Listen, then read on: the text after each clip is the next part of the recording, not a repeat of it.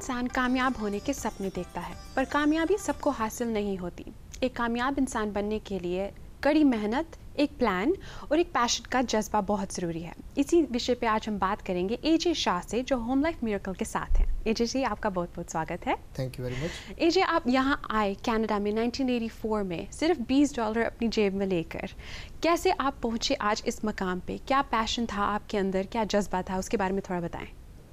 देखो, जब मैंने इंडिया छोड़ा तो मेरे पिताश्री ने मुझे बहुत एक बड़ी अच्छी शिक्षा दी थी कि अगर वहीं जाके अगर जॉब ही करनी है तो इंडिया में रहो, वहीं जाने की कोई ज़रूरत नहीं है।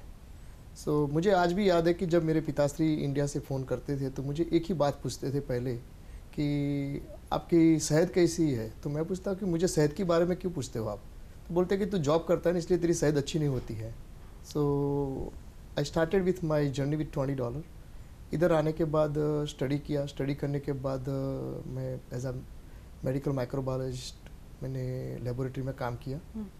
उसके बाद 91 में मैंने मेरा लाइसेंस लिया। लाइसेंस लेने के बाद start working as a realtor. उसके बाद मैंने काफ़ी सोचा कि if I want to be just realtor keep selling the house और व्हाट आई शुड डू। तो मैंने एक पूरा प्लान बनाया और प्लान को मैंने प्रॉपरली एग्जीक्यूट करके आज मैं यहाँ पहुँच गया। हमने जब 2004 में मेरी ये ब्रोकरेज स्टार्ट किया, मेरे पास सिर्फ 30 एजेंट थे। आज 650 एजेंट पे हैं। साउथ एशियन कम्युनिटी में सबसे लार्ज बोला जाए, सबसे मैं बोलूँगा बड़ी प्राउड से कि ऑनेस्टी और डिग्निटी से हम काम करते हैं और मेरा नाम बहुत बड़ा है। हम सबको बोलते हैं मिरेकल जस्ट टू मिरेकल। एजे जी, जब आप यहाँ आए आपने कई प्रोफेशंस को ट्राई आउट किया, आपकी सबसे ज़्यादा स्ट्रगल क्या रही? स्ट्रगल पहली तो लैंग्वेज बैरियर से लेके कल्चर की बहुत स्ट्रगल रही।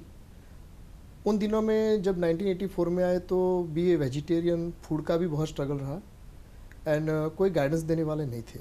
आज के जो मैं बोलूँगा कि जितने भी अपने दर्शक हैं वो अभी बहुत फॉर्चुनेट है कि आते हैं, काफ़ी उनको हेल्प मिलती है। स्ट्रगल तो मुझे पहले तो कहाँ रिज्यूमे क्या शब्द था वो भी मेरे लिए मालूम नहीं था कि रिज्यूमे में क्या लिखना है क्या नहीं लिखना। But because of the help of the friends and relatives we went ahead. ठीक है, कोई इंसान जो आज आपकी स्टोरी देख रहा हो, जो उत्साह हो रहा हो, उसके अंदर भी कुछ स्टार्ट करने के लिए कोई पैशन जग रहा हो, कहाँ से किसी को गाइडेंस सीख करनी चाहिए?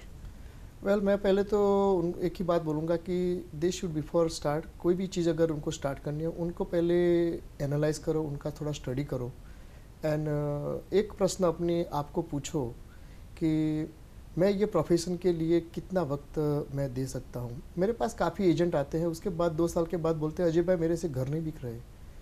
तो मेरा एक ही उनको क्वेश्चन होता है कि 2 साल में अपने प्रोफेशन के लिए कितना वक्त आपने दिया है। अगर सेक्रीफाइस कर नहीं पाते तो बिजनेस नहीं होता। बिजनेस में unlimited time you have to put lot of hard work, lot of vision and honesty. तो आपने जब अपनी बिजनेस पे अपना हाथ डाला, कोशिश की, आप अपने अंदर से पैशन कहाँ से जाग करते हैं?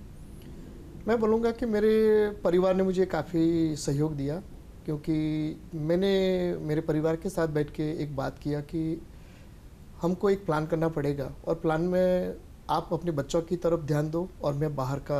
तो हमारा घर में एक ही लॉ है आज भी कि घर का अंदर का काम बीवी संभालती है, बाहर का काम मैं संभालता हूँ। So then she look after the kids, taking them to the swimming, going to the school, dropping them, picking them. Where मैंने बिजनेस में बड़ा ध्यान दिया, मैंने हार्ड वर्क किया।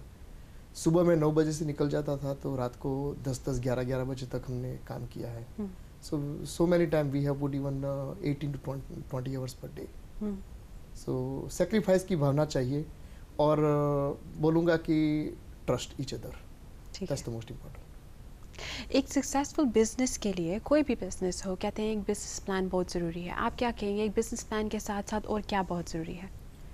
बिजनेस प्लान के साथ साथ मैं बोलूँगा कि दे शुड नॉलेज, वो प्रोडक्ट की पहले खूब नॉलेज लेनी चाहिए।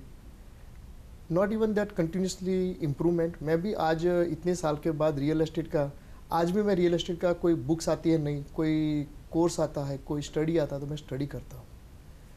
रियल एस्टेट में जब 91 में मैं आया तब लोग मुझे बोल रहे थे कि अब तो इंटरनेट आ गया है, रियल एस्टेट मकान बिकना बंद हो जाएगा। तो मैंने इंडिया में तो कंप्यूटर भी नहीं देखा था। I start learning the computer, I start learning the emails and everything, how to do the document attachment, how the system function, computer को फिक्स कैसे करना है, वो भी सब हम सीखने लगे। सो मैं यही बोलूँगा कि they have to stay current in a market all the time, knowledge knowledge and knowledge. एक एडवाइस आप आखिर में देना चाहें किसी को भी जो शुरू करना चाहता है, ना कि कोई बिजनेस पर कोई भी काम जिसमें वो अपना पैशन डालना चाहता हो, सक्सेस पाना चाहता हो? मेरी एडवाइस उनको यही रहेगी कि पहले तो अपना फाइनेंशियल थोड़ा देख लो।